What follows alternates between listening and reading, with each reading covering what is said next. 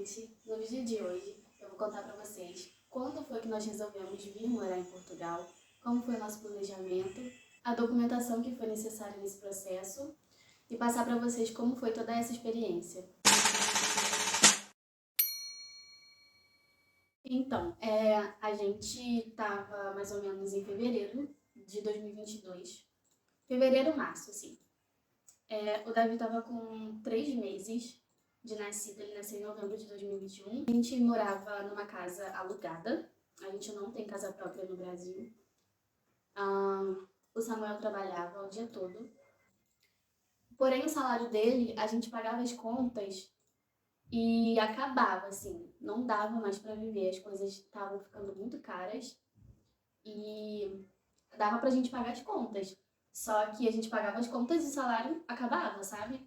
Não era aquela coisa assim, paguei as contas, sobrou um dinheiro e a gente vai poder ter um lazer no final do mês. Aqui a gente com a nossa família. Não tinha isso. A gente fez o que para complementar a renda? A gente abriu um delivery à noite. Então a gente trabalhava durante o dia, eu ainda amamentava o Davi, e à noite a gente tinha um delivery de lanche. A gente entregava hambúrguer e bebida, assim, lanche, né? Foi quando a gente começou a ficar mais aliviado, né? Que assim, eu tava trabalhando também e a gente fazendo o delivery à noite começou a sobrar um dinheiro. Só que a gente tava vendo que pra sobrar um dinheiro, a gente trabalhava demais, a gente trabalhava muito, a gente trabalhava 24 horas. Samuel, ele entregava os lanches. Então a gente trabalhava até de madrugada, ele saía de casa super cedo e ia dormir 3, e fim de semana que o movimento era maior, 5 da manhã. E aí a gente sentou, teve um dia que a gente tava muito cansado, muito exausto, porque eu ainda amamentava, gente, então quem amamenta sabe como é complicado o cansaço que dá amamentar. E assim, o dinheiro que sobrava não era um bom dinheiro, era um dinheiro que vamos colocar aí, dava pra gente fazer uma reserva, né? Mas pra gente, por exemplo, que o nosso objetivo era ter uma casa própria. Para dar entrada numa casa própria já era mais complicado, sabe? Mas a gente percebeu que pro tanto de dinheiro que sobrava não valia a pena trabalhar tanto. E aí a gente começou a ver outras soluções e tal. Eu falei, trabalhar mais do que a gente já trabalha não dá, é impossível. A gente já trabalha pra caramba. Então o que a gente tem que fazer para viver bem? A gente teve a ideia de começar a pesquisar sobre outros lugares para morar, sabe? A gente pensou no sul do país, que assim, todo mundo diz que é menos violento, etc e tal. Porque como a gente estava disposto a sair da nossa zona de conforto, a gente falou assim, não, então a gente vai buscar uma qualidade de vida mesmo, sabe? Um lugar onde a gente consiga viver bem. Aí o Samuel comentou comigo que quando ele era mais novo, ele tinha muita vontade de morar na França, né? Era um processo lá pro exército, parece. E aí ele trabalhava e ganhava um salário mínimo francês, viveria no alojamento e tal, coisa que ele tinha vontade de fazer quando era mais novo, mas acabou não fazendo. E aí eu falei assim, se a gente mudar de país, aí aquela primeira coisa que a gente faz, que é colocar obstáculo, né? Nossa, mas aí tem que ter visto. Ou a gente às vezes não se vê fazendo isso, na verdade. E aí a gente nem chega a pesquisar, então a gente acaba achando que é uma coisa impossível pra gente. É uma coisa muito longe da nossa realidade, que a gente não vai conseguir fazer. Mas eu falei assim, vou parar e dar uma pesquisada a respeito disso. Vamos ver como é esse processo sobre os países, né, e tal.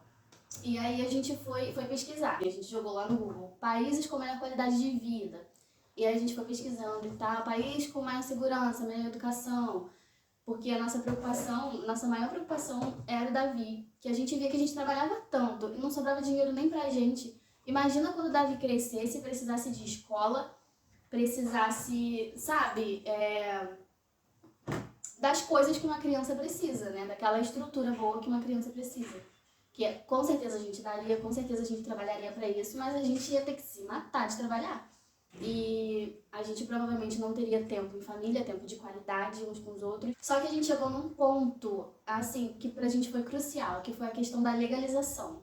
Os Estados Unidos, por exemplo, você trabalha, você ganha bem. Nos Estados Unidos dá pra fazer bastante dinheiro, todo mundo fala, lá é um país capitalista. Então você consegue fazer um dinheiro bom, você consegue ter iPhone do ano, você consegue comprar seu carro, fazer sua vida. Só que lá você vive legal por muitos anos. A gente chegou a ver histórias de pessoas que já moram lá há 20 anos e ainda não estão legais no país, não conseguiram o green card. Então a gente descartou os Estados Unidos, assim, a gente falou, não, isso não dá, porque imagina a gente morar num lugar onde a gente vai ficar lá esse tempo todo e não vai conseguir se legalizar. E um visto para os Estados Unidos aprovar é muito difícil. E estava fora de cogitação a gente gastar um dinheiro com o processo que não teria resultado. Por exemplo, a gente submeter um visto ao consulado americano e ele não autorizar, imagina. A gente não estava disposto a isso. E aí nós chegamos em Portugal. Portugal a gente viu que tem acordos com o Brasil. Portugal tem acordos com todos os países de língua portuguesa, são os acordos CPLP, Comunidades dos Países de Língua Portuguesa. Portugal tem acordos com esses países, que são Brasil e alguns países africanos também. E aí a gente viu que a gente precisaria apenas de uma documentação para apresentar na imigração, né? Quando a gente descesse no aeroporto para a gente apresentar esses documentos na imigração. Quando a gente entrasse aqui, a gente conseguisse trabalho, casa e etc., a gente submetesse um documento chamado Manifestação de Interesse de Residência. E aí a gente percebeu que era assim, era uma coisa que era mais segura da gente fazer, a gente não tinha muito dinheiro. E era uma coisa que daria pra gente, num período, juntar um dinheiro e executar esse processo pra gente tentar vir morar fora. E foi o que a gente fez. A gente tomou essa decisão em abril. E eu falei assim, se é pra gente fazer, vamos fazer direito. A gente entregou a casa que a gente morava. Começamos a vender todos os móveis, que é o pior processo que a gente passou foi da venda dos móveis. Porque os nossos móveis, eles eram novos. E para vender as pessoas desvalorizam o máximo que podem o que é seu para pagar mais barato. Sério. A pessoa já tá ali comprando usado, uma coisa que quase não teve uso, e a pessoa ainda quer ficar colocando defeito para pagar mais barato ainda. Quer dizer, já tá comprando mais barato do que numa loja, sabe? Sei lá, Casas Bahia. Se a pessoa... Pô, o móvel tá lá na Casas Bahia anunciado por R$2.000. A gente tá vendendo por R$1.000, metade do valor. A pessoa quer comprar por 500. E uma bala. Ainda te oferece uma bala de bônus, como se fosse vantagem.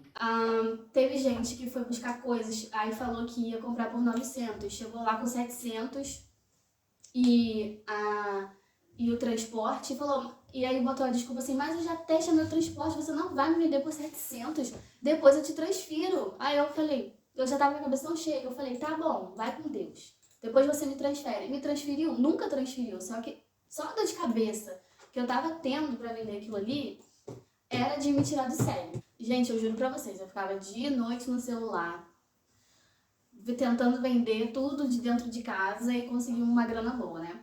E assim, depois de tudo vendido, a gente... Eu lembro que a gente ficou só no andar de baixo da casa, assim, na sala, né? A gente levou a cama lá pra baixo e a gente só usava a sala e comia quentinha. A gente pedia quentinha pra comer, porque já não tinha fogão, já não tinha geladeira, já não tinha mais nada. As passagens, eu lembro que a gente foi na agência de viagens no mesmo mês. Ela já tinha feito, inclusive, processo de outras famílias que estavam migrando também aqui pra Portugal. E aí ela falou assim, não, o que eu posso fazer?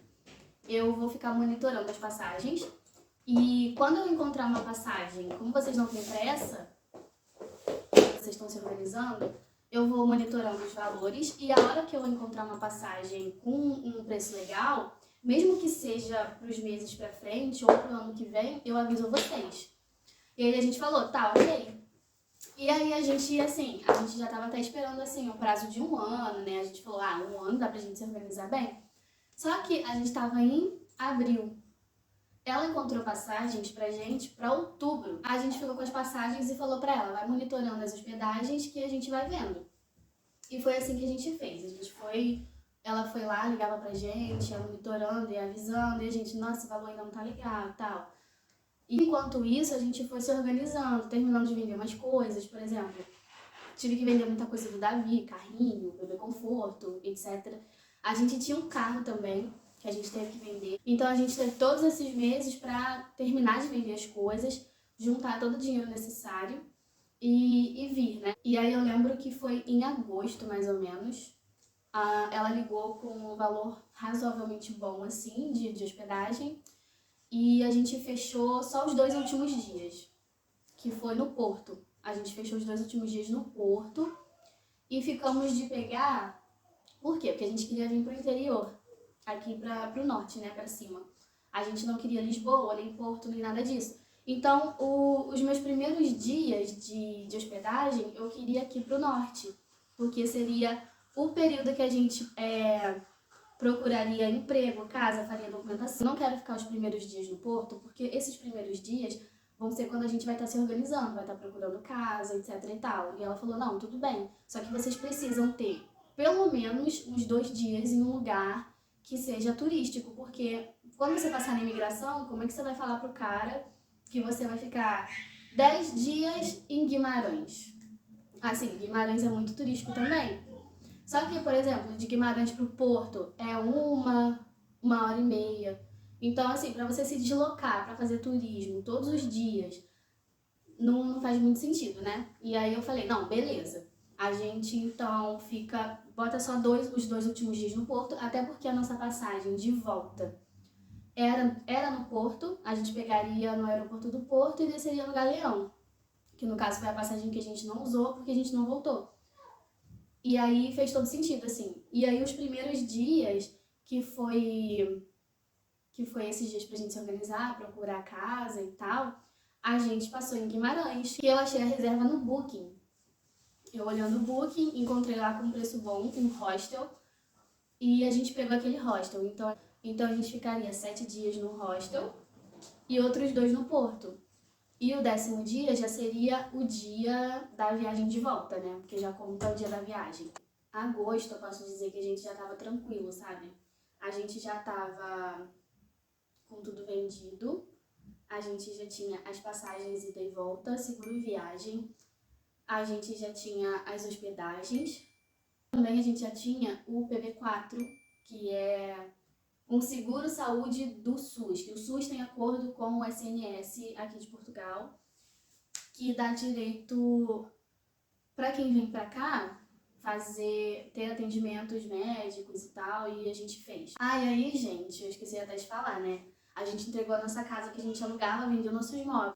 Onde ficamos? Na casa dos meus pais.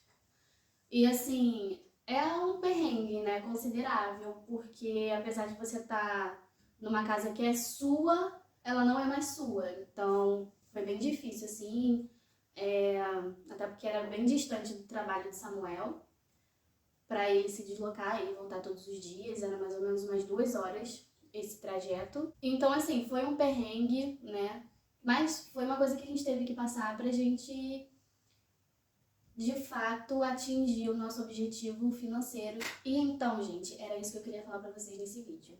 Hoje eu gravei um pouco sobre a nossa decisão, né, de vir morar aqui, como a gente se organizou, como a gente se planejou, como a gente pôs em prática, e dizer pra você que tá querendo migrar, que tá passando por esse processo também de organização, planejamento, a chave vai ser o dinheiro. Tudo você vai resolver com dinheiro. Aqui você vai chegar, se tudo der errado, você vai ter que ter dinheiro. Quando a gente fala assim, se planeja, na verdade a gente tá falando, se planeja, porque é isso aqui que vai te dar uma segurança maior, não tem jeito. O dinheiro move o mundo. E colocar Deus na frente, porque por vezes aqui terão situações que o dinheiro não vai resolver, que você vai ter que se apegar em Deus mesmo, tá? Igual aconteceu com a gente diversas vezes. Que foram situações que eu posso até falar em outro vídeo, se vocês quiserem eu faço outro vídeo, contando um pouco como foi quando a gente chegou aqui, o que a gente passou e tal. Que se você não tiver um Deus pra você pedir socorro, você surta. Se você não tiver um Deus pra você confiar, você quer largar tudo. E isso faz toda a diferença, você poder olhar pro céu e falar, meu Deus, me ajuda, porque sozinho eu não consigo.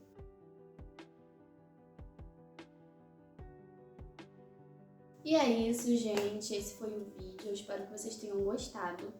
Comenta aqui embaixo sobre algum tema que vocês querem que eu traga, algum tema específico, algum assunto sobre o qual vocês querem que eu fale mais aqui no canal. Gente, muito obrigada para você que esteve aqui comigo durante o vídeo inteiro. Curte, comenta, compartilha, me dá essa força, ajuda aí a crescer meu canal, para eu poder trazer bastante conteúdo legal aqui para vocês. E é isso, gente. Beijo e até o próximo vídeo.